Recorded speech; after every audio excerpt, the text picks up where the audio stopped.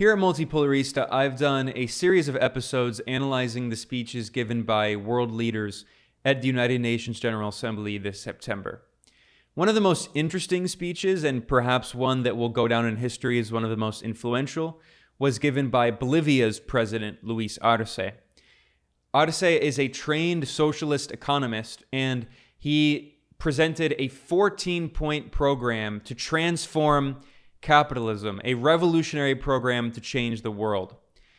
Luis Arce is a very interesting guy. He, as I said, he's an economist. He's a socialist economist. He was trained in economics, and he worked at Bolivia's central bank for many years. And then when the leftist president Evo Morales came to power, he appointed Luis Arce as his economic minister.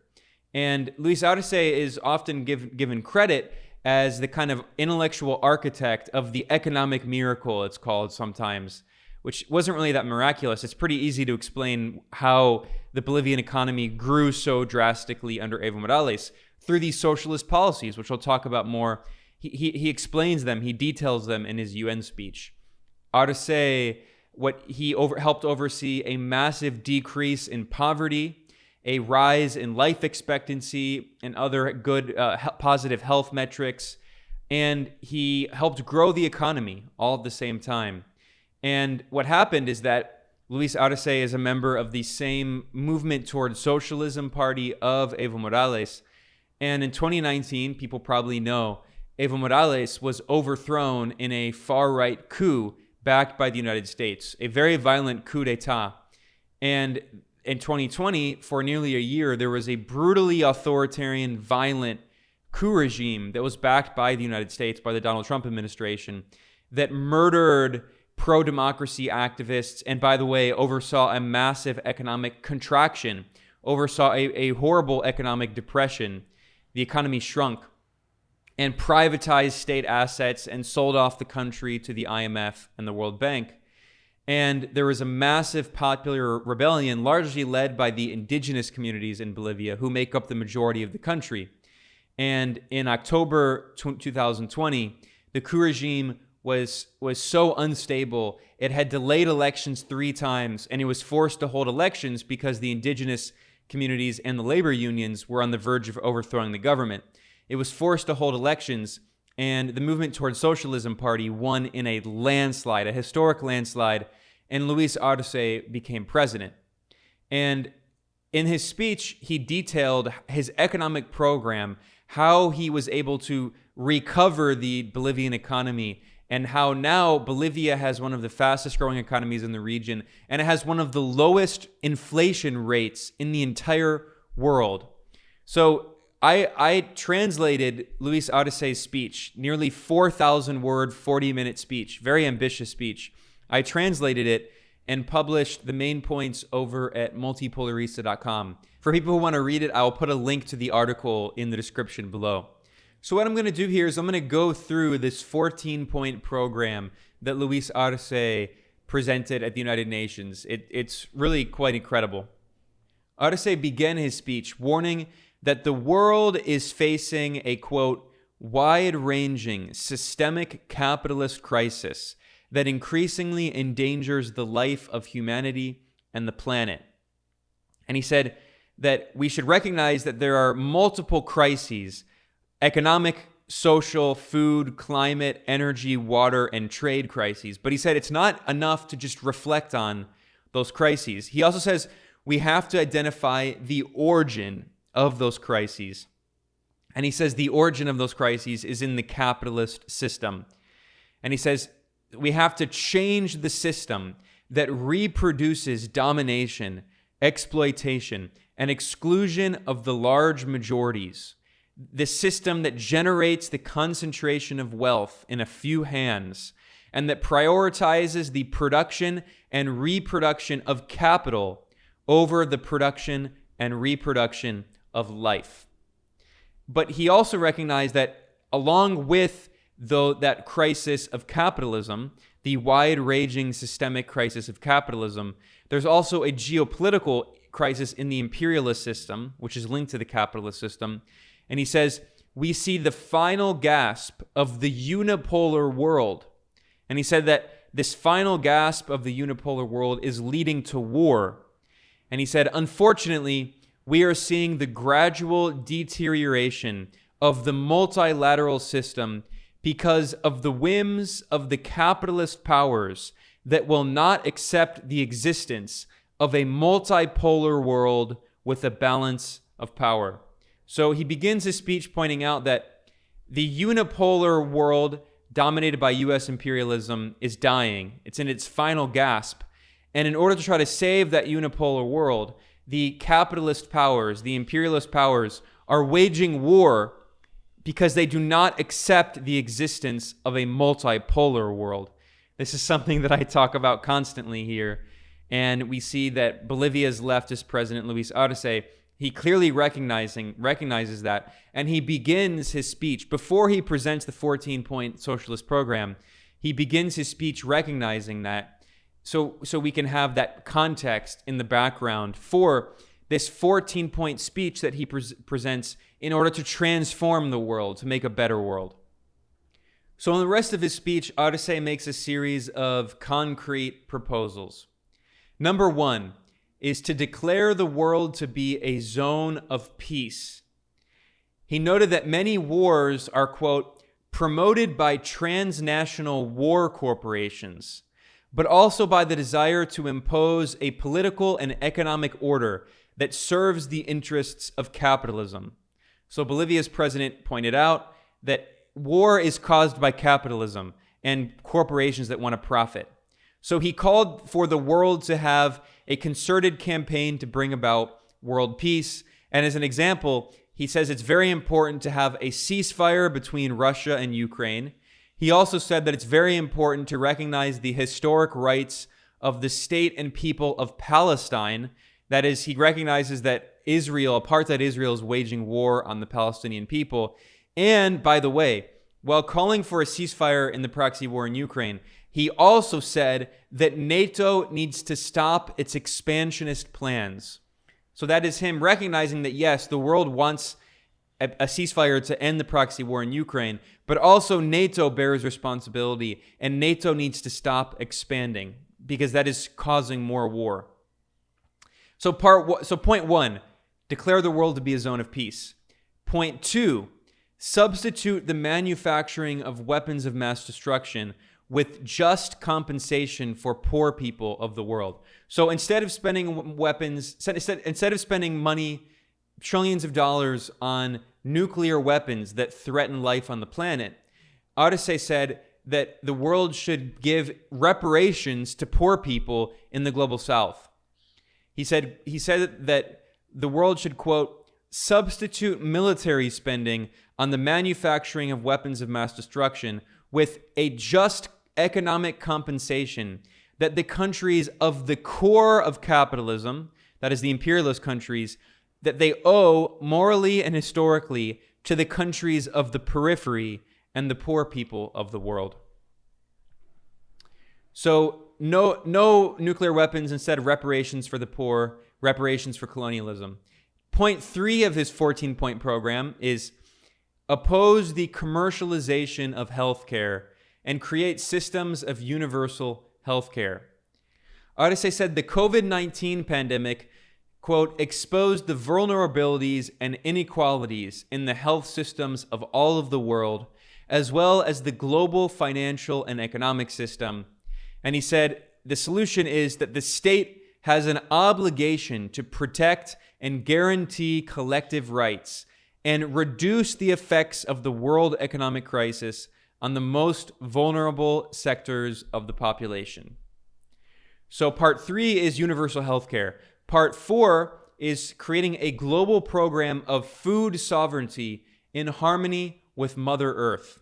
He warned that world hunger is getting worse, and in 2021, 828 million people on Earth suffered from hunger. That represents 9.8% of the world population. That is, around 1 out of every 10 people on Earth is suffering from hunger. And in order to fight against world hunger, Arce proposed a program to support food sovereignty by supporting small-scale agricultural producers, so giving peasants and farmers all the seeds and fertilizers, technology, and financial support that they need. So point 4 of his program is food sovereignty. Point 5 is rebuild the productive and economic capacities of the countries of the periphery hurt by the logic of the unrestrained concentration of capital. So that is to say, to help develop the countries of the global south, of the periphery, which are hurt by the capitalist world system. I think this is one of the most interesting parts of Arce's speech. Like I said, he is a trained socialist economist. His background is working at the Bolivian central bank. So he really understands this issue more than any other. This is really where he shines. And he has a detailed discussion of how the global south can economically develop and how Bolivia has been able to economically develop. He noted that the proxy war in Ukraine has caused an energy crisis and inflation, and the price of not only energy but also fertilizers and raw materials has increased. So he called for pardoning debt relief for the global south. He says, the restructuring of the world financial architecture is vital for the relief of external debt on the global scale so that we developing countries have the space to implement sovereign social policies from the perspective of integral and sustainable economic and social development. So if the global south wants to develop its economy, it needs debt relief. And then he added, and has always been a cry from the countries of the south, we must balance the trade relations that currently keep benefiting only the north. So he's saying that many of the so-called free trade agreements lead to the extraction of wealth from the south and the drain of resources toward the north. And then here, this is the part where in his speech he explains how Bolivia recovered its economy after the chaos of the 2019 coup d'etat backed by the United States. He says, following the recovery of democracy in 2020, and he noted that the Bolivian people had to wage an intense struggle to recover democracy. And after that, he said, Bolivia returned to its social, communitarian, productive economic model. So that's how he refers to the socialist model that they're pursuing. A social, communitarian, productive economic model. A sovereign economic model in which we do not accept and we will not accept impositions of the International Monetary Fund. So he's clearly rejecting the US-dominated IMF. He's saying we will not accept any impositions from the IMF. And Arce explained that Bolivia's economic model, here's the money quote in the speech. There's so many good quotes in here, but here's the moment where he really outlines his secret formula, right? The secret formula for the economic miracle in Bolivia. He said Bolivia's economic model, quote, is based on the active role of the state in the economy, in the nationalization of our strategic natural resources, the articulation of all forms of economic organization, the strengthening of public investment, import substitution industrialization, the dynamization of the internal market, productive diversification, security with food sovereignty, redistribution of revenues, and the struggle against poverty and inequalities. So, again, going through, this is the secret formula for his economic program to develop.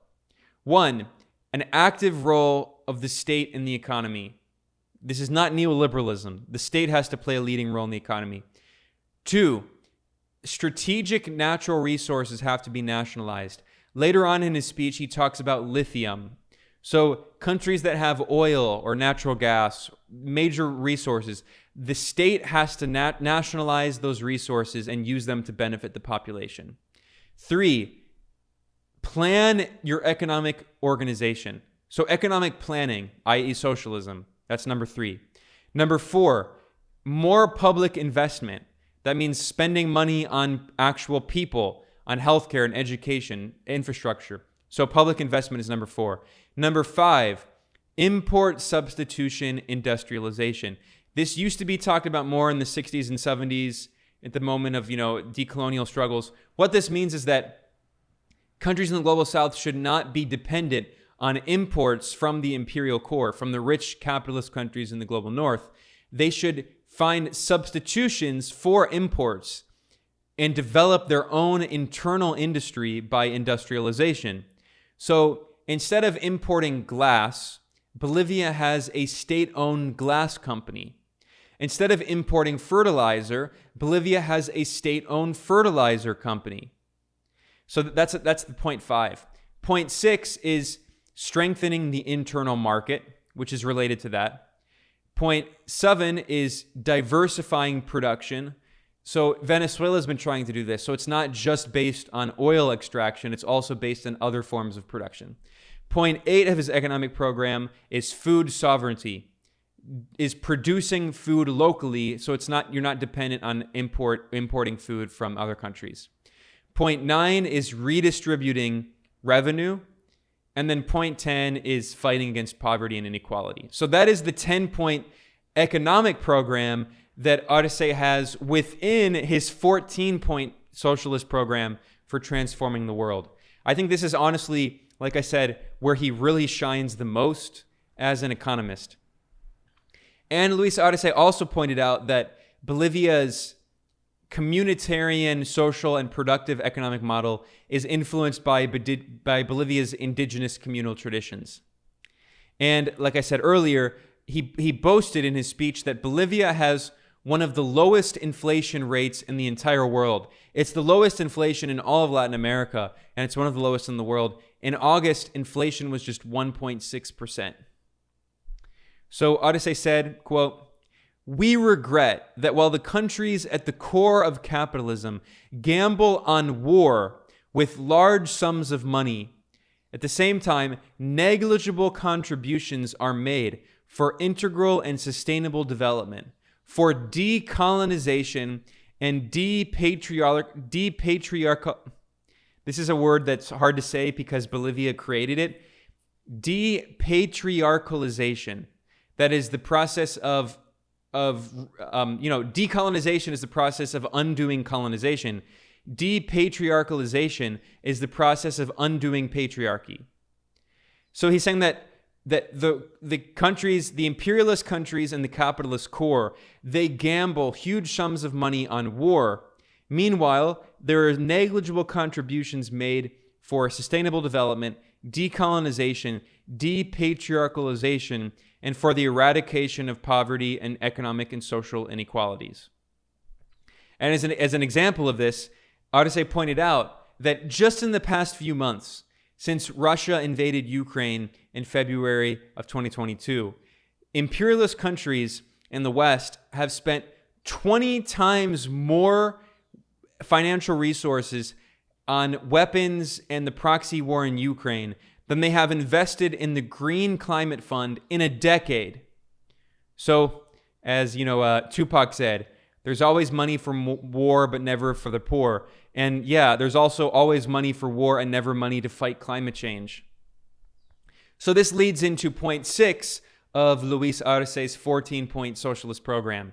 Point 6 is that the climate crisis requires responsibility, solidarity, and harmony between human beings and nature, not usury. Arce warned that the climate crisis is passing into an ecological collapse, but he lamented that the countries that have the means to change their patterns of production and consumption do not have the political will to do it. And those of us who have proposed ambitious goals have not received the means of implementation pledged in the Climate Convention and the Paris Accords. So he's pointing out that in these international agreements, countries in the global south they were told that they would be given money to implement these important moves toward a green economy and fighting climate change. They haven't been given that money. So once again, the countries of the global south, which are hurt the most by climate change, are trying to do the most to take action against climate change, and yet the rich imperialist countries, who are the historical contributors the most to climate change, who cause climate change, are doing the least to fight against climate change. And Arce continued, he said that the international climate agreements that do exist currently, he criticized them, saying that they, quote, do not take into account the historic responsibilities of the developed countries or the capacities and limitations of developing countries. So what he's saying there is that rich imperialist countries cause climate change, poor formerly colonized countries did not cause climate change, and yet the rich imperialist countries are trying to force the poor formerly colonized countries to take action. And he added on a sarcastic note here, he said, quote, perhaps the historic climate debtors, that is the rich imperialist countries, perhaps the historic climate debtors want us all to worry only about the future, to avoid discussing in the present the broken promises made to developing countries about financing, technology transfers, and strengthening capacities. He noted that climate change has been caused by centuries of bad capitalist development, which has done a lot of damage to the environment.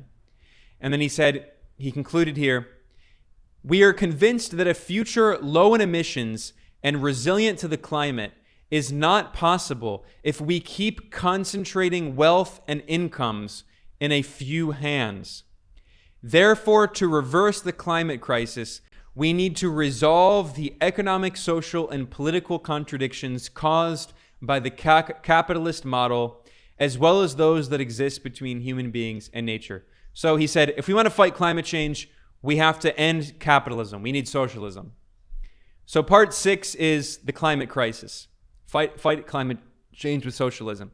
Part 7 of his 14-point program is the industrialization of lithium for the benefit of the peoples and a fundamental pillar for the energy transition. So here he's talking about this concept earlier about the nationalization of strategic natural resources. He pointed out that Bolivia has the world's largest reserves of lithium, but Arce pledged that he's going to use those resources, quote, with much responsibility. So Bolivia is guaranteeing, this is an exact quote, Bolivia is, quote, guaranteeing that its use of lithium is of benefit to humanity as a fundamental pillar of the just global transition to a future low in emissions, respecting Mother Earth.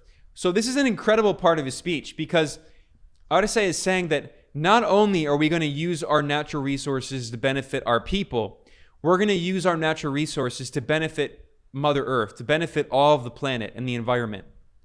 Can you imagine? I mean, the U.S. government, it doesn't even have national control over oil and gas. It's controlled by large private corporations. Imagine the U.S. government, it would never do it in a million years because the U.S. government is run by large corporations in Wall Street. Imagine the U.S. saying, we are dedicating to nationalizing our resources and using them to fight climate change. I mean, this shows that Bolivia is an actual responsible country. Bolivia is doing infinitely more to fight climate change than the U.S. empire, which is the main cause of climate change.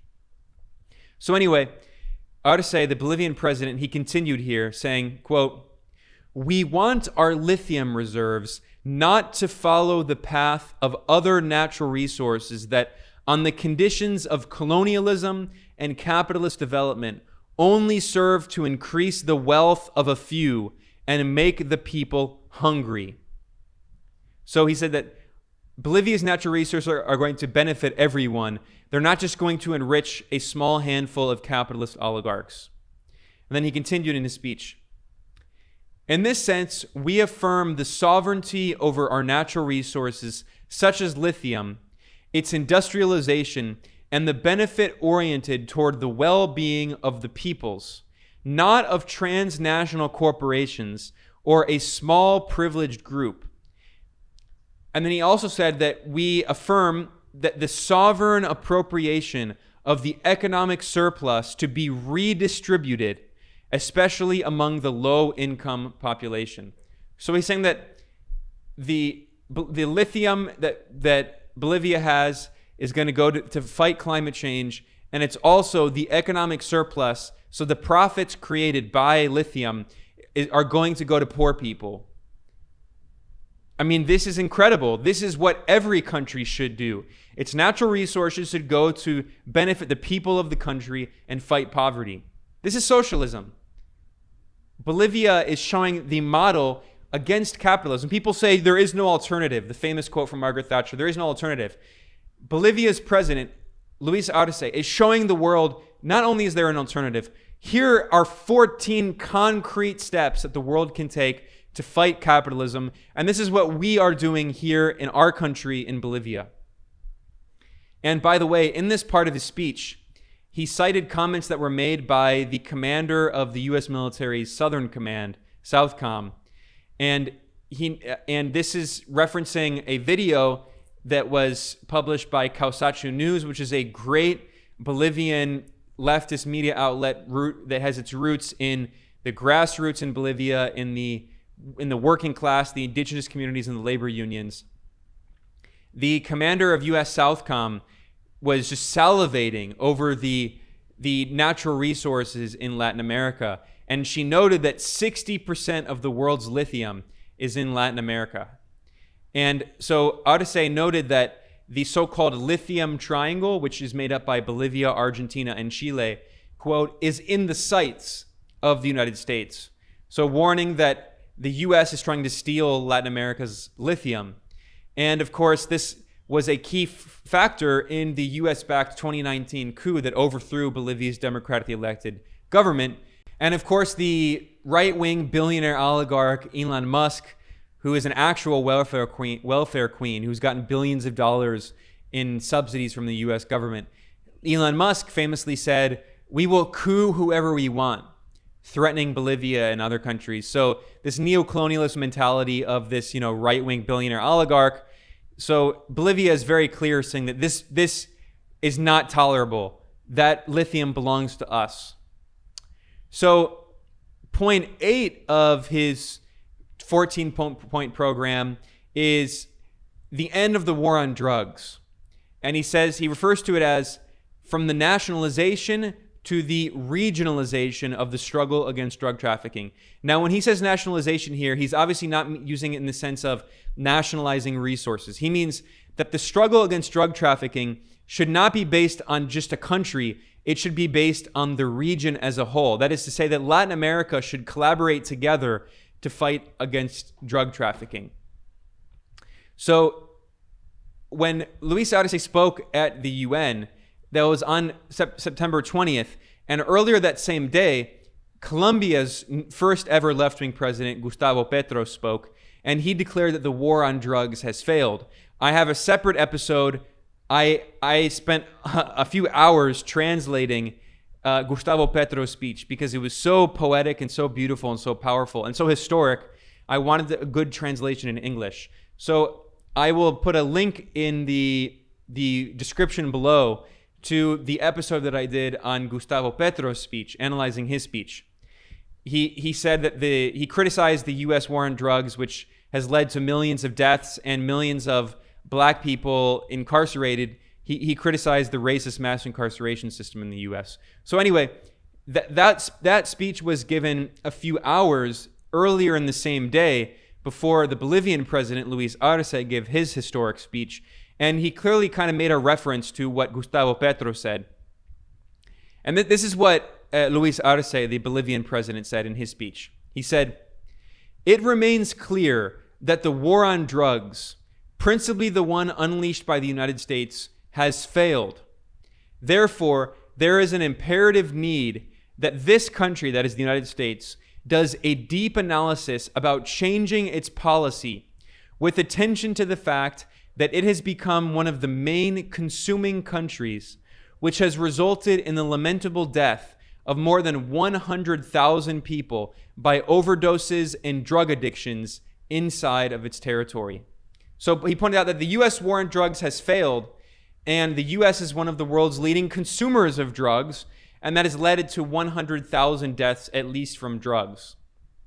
So he says, Arce said, "We must change the focus in the approach of the struggle against drug trafficking to keep emphasizing supply and not demand has only served as a pretext for militarization and for the waging of the international war on drugs. So he points out that yes, countries in Latin America create the supply, but what about the demand? Colombia and Bolivia, which produce cocaine, they're not the countries that are consuming cocaine. The cocaine is being consumed by the rich imperialist countries like the United States and like European countries. So he said the problem is not just supply, it's demand.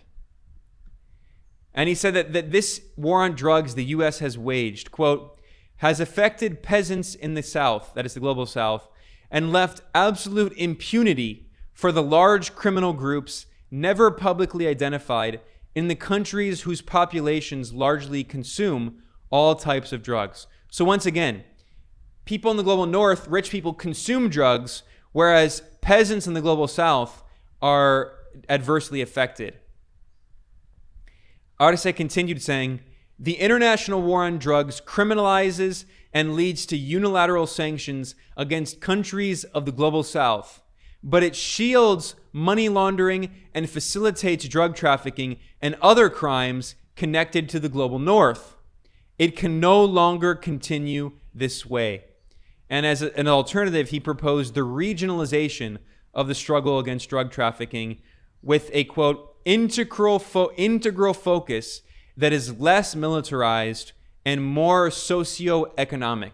So recognizing that the drug trafficking problem is rooted in economic and social issues, and the solution is not just more military forces and weapons and troops. Part 9 of Luis Arce's 14-point program is to strengthen international mechanisms for preferential treatment for landlocked countries. That is, that he proposed this idea that countries that are landlocked have a right to the sea.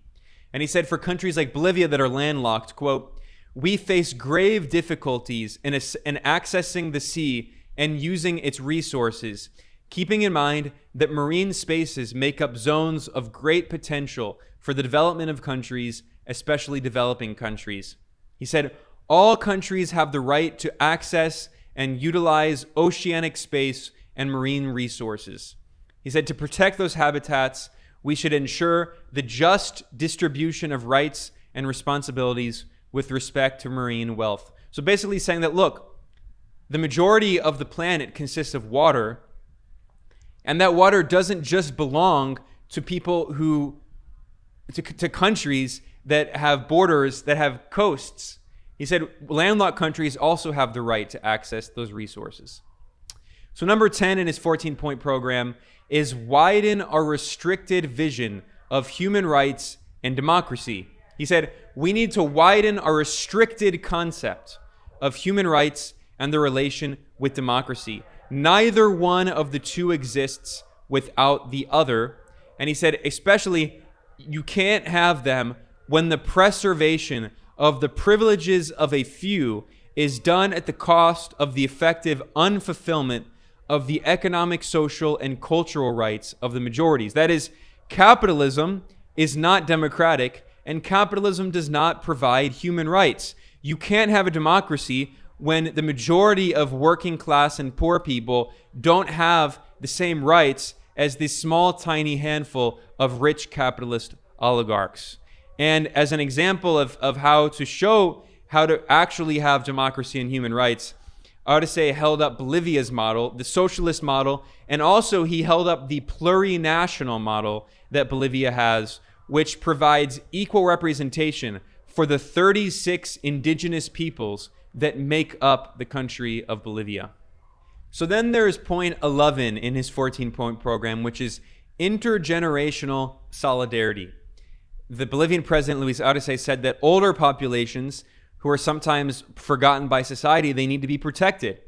He said, quote, this vibrant and productive generation must show solidarity with those who built the first foundations of our houses. One cannot assure equity with future generations if we do not show equity between the present generations. So elderly people need to have their rights respected. All right, number 12 of his 14-point socialist program is feminism, essentially. It's declare the decade of depatriarchalization to struggle against all forms of violence against women and girls.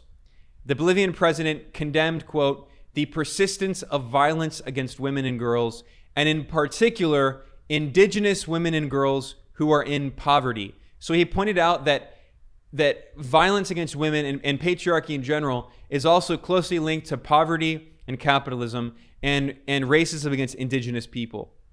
He said, quote, the pandemic and the structural crises of capitalism are deteriorating the conditions of life, especially of women, of the countryside, and the cities.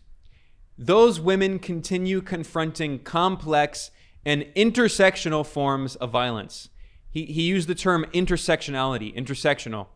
Now, of course, we've seen Western corporations and imperialists in the global north try to co-opt this concept of intersectionality, but here we see the socialist president of Bolivia is using intersectionality in a progressive socialist revolutionary context. Socialist intersectionality. He noted that the Bolivian government officially declared 2022 to be the year of the cultural revolution for depatriarchalization, for a life free of violence against women. Arce added, we are advancing policies oriented not only at strengthening regulatory goalposts, but also attacking the structural causes of violence against women, from education, strengthening economic autonomy of women, and also through cultural processes to transform that lamentable reality rooted in patriarchy as the oldest system of oppression that has a feedback loop with colonialism and capitalism. So once again, recognizing that capitalism and colonialism feed into patriarchy, and if you truly want to be intersectional and you truly want to be a feminist, you have to be anti-capitalist and anti-imperialist. So part 13 of his 14-point program is reject unilateral sanctions. And as an example, or condemning the imposition of sanctions, the Bolivian president said, it is inconceivable in a world rocked by crises and the pandemic that unilateral coercive measures, that is sanctions, are still applied with the goal of subduing governments at the expense of people's hunger and suffering. And here he condemned the U.S. government's, quote, inhuman and criminal commercial and financial blockade against Cuba that puts at risk the lives of millions of citizens. And of course, it wasn't just Bolivia. The governments of China, Vietnam, Laos, Venezuela, Nicaragua, Honduras, many countries at the United Nations called for an end to the illegal U.S. blockade against Cuba. And Arce referred to the U.S. blockade against Cuba as a crime against humanity. And he also condemned the ridiculous addition of Cuba to the U.S. list of so-called sponsors of terrorism. And he pointed out, he pointed out that the vast majority of countries every year condemns the blockade. And what I'll also point out is that every year, more than 95% of the 193 member states of the UN vote to oppose the illegal U.S. blockade on Cuba. And yet the U.S. has still maintained it for 60 years. And the fact that the U.S. can continue to do this with impunity, it shows how, as Arce said, it shows, quote, how the decisions taken by the majority each year in the General Assembly are not fulfilled by certain countries. So he's pointing out that the United States is the actual rogue regime. The U.S. is a rogue state. The U.S. violates the will of the vast majority of the international community every year at the United Nations. It's a criminal rogue regime. And then finally, the last point of this 14-point program is to guarantee the full validity of the UN Charter and the principle of multilateralism. And the Bolivian president said, quote, the multi-directional crisis that the planet is going through as a result of capitalist ambition, far from being overcome, will get even worse if urgent measures are not taken. He said, only through a strengthened multilateralism will we be able to reach greater dialogue and cooperation in search of solutions to that crisis. So basically, there's a massive systemic crisis of capitalism, and the only way to get through it is multilateralism and multipolarity. He talked earlier about the multipolar world.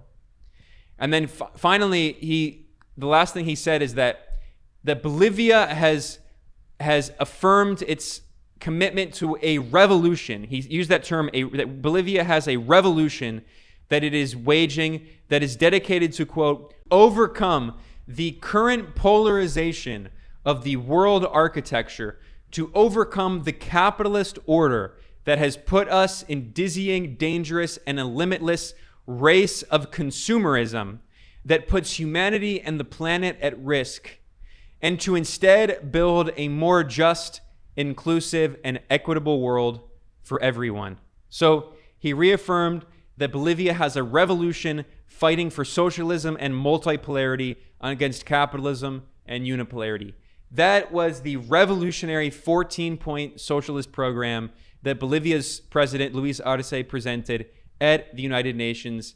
Anyone who says, if you're a socialist and you're arguing with the capitalists and they say, what, socialism is not realistic, how can you have socialism, what do you want to do? Well, here are 14 concrete steps presented by the socialist president of Bolivia, who's a trained economist, a brilliant economist. His country has one of the lowest inflation rates in the world. The inflation in Bolivia is much lower than the inflation in the capitalist countries in the US and Europe. His country, Bolivia's socialist economic model, is showing how to actually have an economic model that grows the economy on behalf of everyone and working people. And this is his 14-point program. Briefly, I'll just go through those 14 points once again before I wrap up here. Here are the 14 points of the socialist program of Bolivia's revolution. Number 1, declare the world to be a zone of peace. Number 2, instead of spending money on nuclear weapons, you should spend that money on reparations for poor people of the world. Number 3, socialized healthcare, no more privatized healthcare. Number 4, food sovereignty, investing in small-scale agricultural production for food sovereignty. Number 5, rebuild the economy of the global South against capitalism by debt relief and reparations for the global South, and his 10-point socialist economic model that I talked about earlier. Number 6, fight climate change with solidarity, not competition, and provide support for the global South to fight climate change. Number 7, nationalize your country's natural resources and use those to benefit the peoples of the world, and use those natural resources to fight climate change. Number 8, the struggle against drug trafficking needs to be a regional struggle that is rooted in social issues and a public health approach, not militarization based on one country. Number 9, countries that are landlocked have a right to access to the sea, and the oceans, the resources of the ocean belong collectively to humanity. Number 10, expand our restricted vision of human rights and democracy. You can't have human rights and democracy under capitalism. You have to have democracy economically, economic democracy, which means that poor and working people need their own economic democracy. 11, intergenerational solidarity. Provide support for elderly people who are sometimes abandoned by society. Number 12, dedicate yourself